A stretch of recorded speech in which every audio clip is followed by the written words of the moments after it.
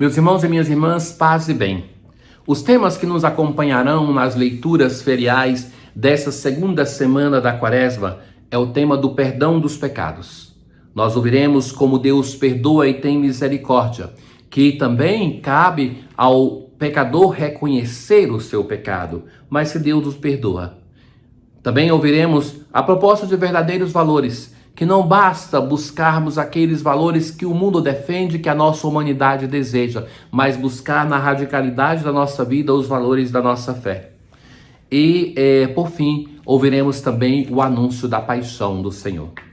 Então, estejamos atentos mais uma vez, porque a cada semana a liturgia da Quaresma busca nos formar para o grande mistério da paixão, morte e ressurreição do Senhor. Hoje, a primeira leitura, nós encontramos uma oração que está presente no profeta Daniel, mas que provém da liturgia, porque também no profeta Baruque nós encontramos o mesmo texto. A oração começa assim: Eu te suplico, Senhor Deus grande e terrível, que preservas a aliança e a benevolência. Então a gente vê assim, um Deus que é fiel, um Deus que conserva a sua aliança, um Deus que é benevolente. Essa é a característica de Deus. E agora a confissão do pecado. Temos pecado, temos praticado a injustiça e a impiedade. Não temos prestado ouvido aos teus servos, os profetas. A ti, Senhor, convém a justiça, e a nós hoje resta-nos ter vergonha no rosto, porque nós pecamos. E escorraçastes por causa das infidelidades cometidas contra ti. Senhor nosso Deus, indica-nos o caminho da lei que nos propôs mediante teu servo, os profetas. Então existe aqui, por um lado, o reconhecimento da grandeza, da benevolência, da justiça, do amor de Deus. Mas, por outro lado, existe o reconhecimento do pecado. Nós pecamos. A ti, Senhor, nós devemos reconhecer a santidade e a fidelidade. A nós devemos reconhecer o pecado. Nós pecamos, nós nos afastamos de ti, nós não escutamos os profetas. E agora, Senhor, nós suplicamos o teu perdão.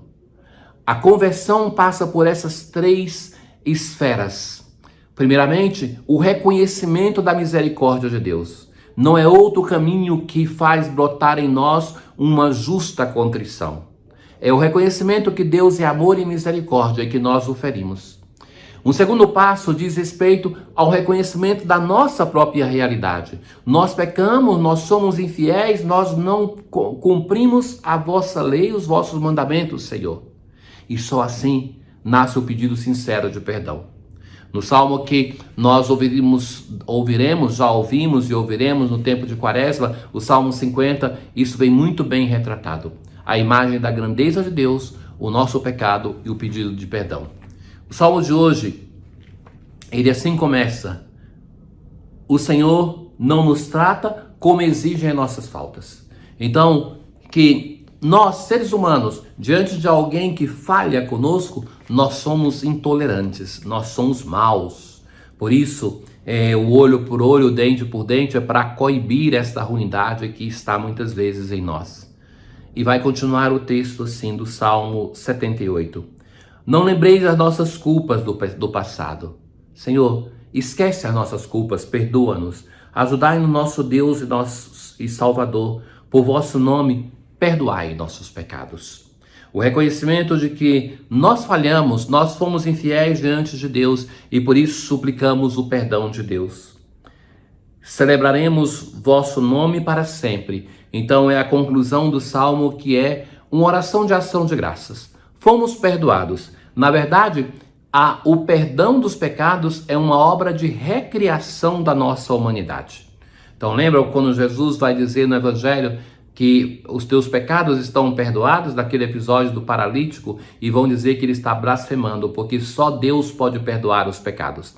Então, sentir-se perdoado faz nascer em nós uma oração de louvor. Celebraremos vosso nome para sempre, de geração em geração vos louvaremos. Na aclamação ao Evangelho de hoje, nós assim rezamos do texto de João, capítulo 6. Senhor, tuas palavras são espírito, são vida. Só tu tens palavras de vida eterna. A palavra de Deus é viva e eficaz, ela produz em nós a vida, uma vida imortal, uma vida nova que transforma a nossa vida e o nosso coração. Nós já ouvimos no texto do Antigo Testamento, do Deuteronômio: sede santos, porque vosso Pai Celeste é santo.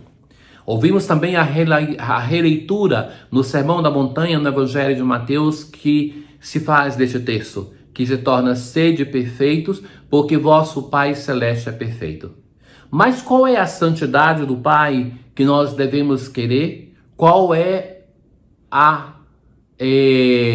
da expressão de Mateus, a perfeição que nós devemos buscar?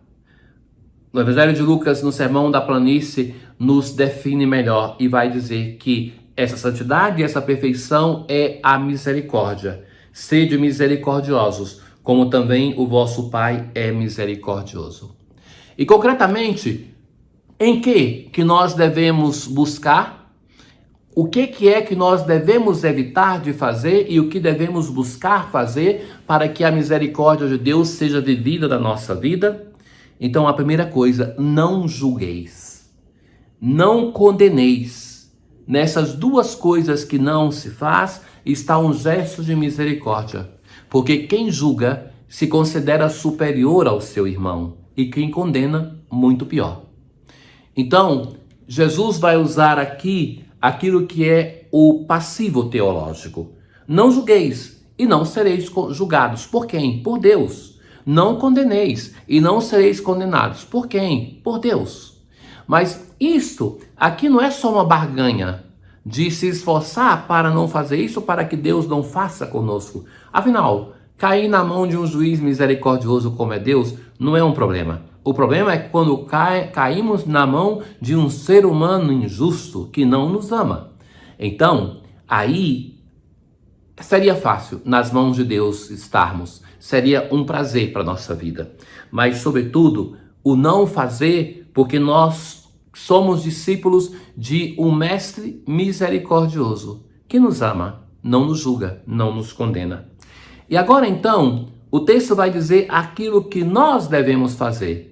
Não somente o que nós não devemos fazer, não julgueis, não condeneis, mas perdoai e sereis perdoados. Dai e vos será dado. Então, o perdão e a doação. Eis aqui o modo justo de exercer a misericórdia. Quantas vezes nós somos feridos, quantas vezes nos massacram, nos caluniam, nos pisam, mas devemos perdoar. Devemos ter misericórdia, devemos amar. Devemos dar daquilo que temos, daquilo que é o dom do Senhor, não somente das coisas materiais, porque logo pensamos, é uma dimensão importante, o doar os próprios bens, porque o que temos não é por nosso capricho. Ora, meus caros, quanta preocupação nós temos no nosso coração com o que vamos ter, como vamos viver, o que vamos ter amanhã, o que vamos deixar para as próximas gerações, quanta preocupação. Talvez a preocupação é tanto com os recursos econômicos que vamos deixar para as próximas gerações, que nós não nos preocupamos tanto de deixar uma igreja, uma fé, uma vivência de união com o Senhor, um mundo ecologicamente vivível, porque tantas vezes a riqueza que se deixa para a geração futura é fruto do pecado, é fruto da ausência de fé, é fruto de uma colaboração na destruição do planeta. Ora, meus caros, as gerações que nos precederam na fé, elas se preocupavam não tanto em acumular para os filhos, mas em distribuir o dinheiro, os seus recursos para os pobres.